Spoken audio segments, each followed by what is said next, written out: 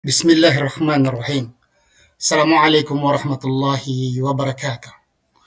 Kaming mga Muslim ay ilang bisis namin o anong paraan namin i-explain na si Prophet Muhammad sallallahu alaihi wasallam ay isang sugo at propeta.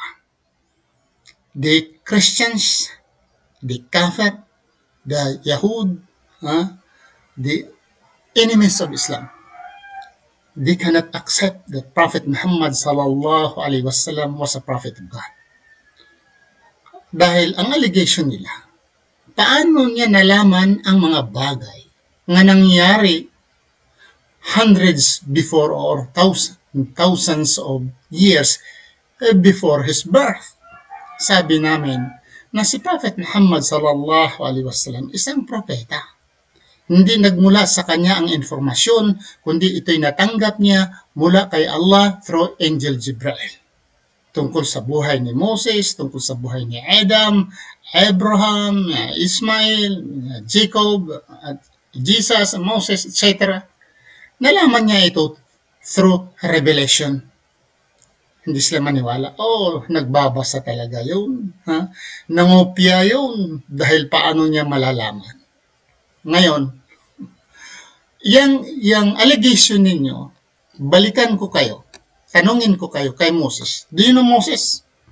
Siyang nagsulat sa Genesis, Exodus, Leviticus, Numbers, and Deuteronomy. This is the old belief. Okay?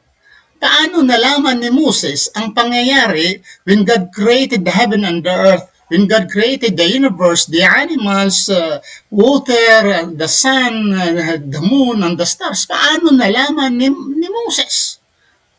Dahil si Moses ay, according to the record, Moses isinilang in 1393 BC. At ang mundo, ayon kay itong katawa-tawang ng mga Christian scholars they made a study, the Bible, about the chronological order, basing on these genealogies, etc. Si James Oser ay isa siyang Anglican bishop. Okay? Siya ang nag-predict or siya ang nag-calculate na ang mundo was created in 4004 BC. 4004. October 23. Ito na ang mundo ay nabuo. Basing upon the Bible calculation, ito kilala na scholar daw sa Biblia, James Oser. Or sabi nila, James Asher. In 17th century, talagang widespread itong kanyang belief. Actually, itong belief niya, calculation niya, was published in 1650. Ito si James Oser, mga kapatid, ay isinilang siya in 1581 at namatay siya in 1656.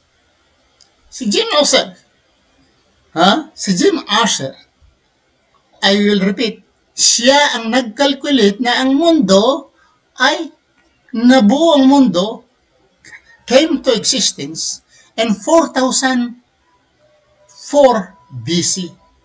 BC or before Christ descent. So, paano nalaman ito ni Moses?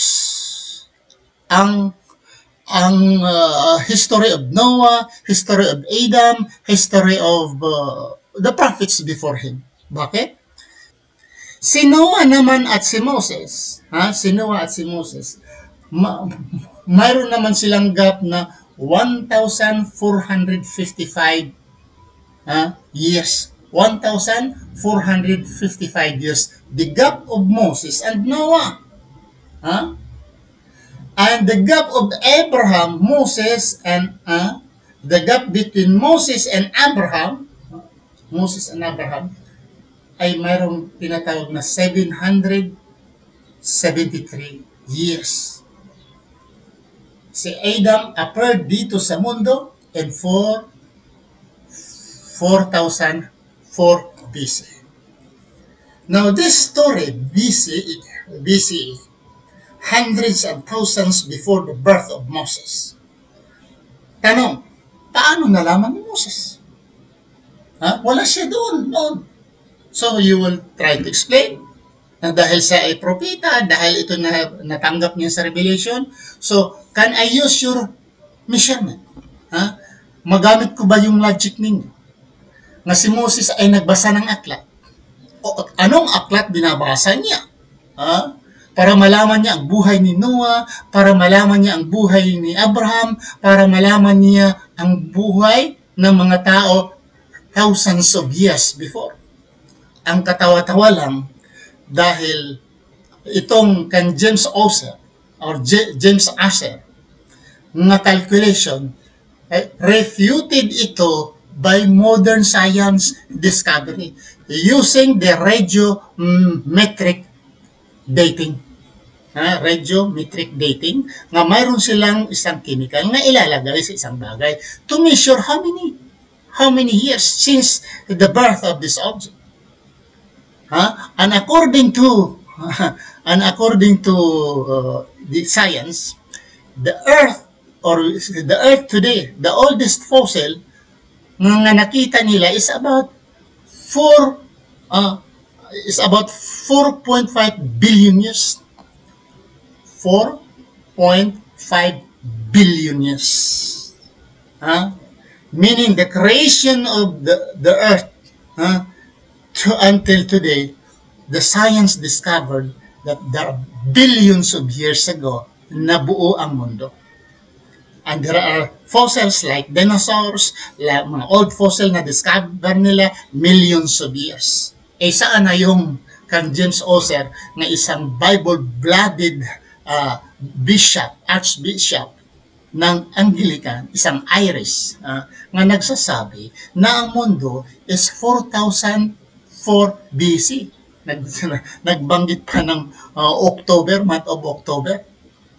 And tingnan mo, pag maniwala kayo sa Bible, although ginagamit ngayon, dating ngayon, ginagamit 4 BC, mayroong gitawag na AD, but the science today refuted and nagpapatunay, and it's a fact, na ang mundo ngayon, billions of years, lumabas ang mundo.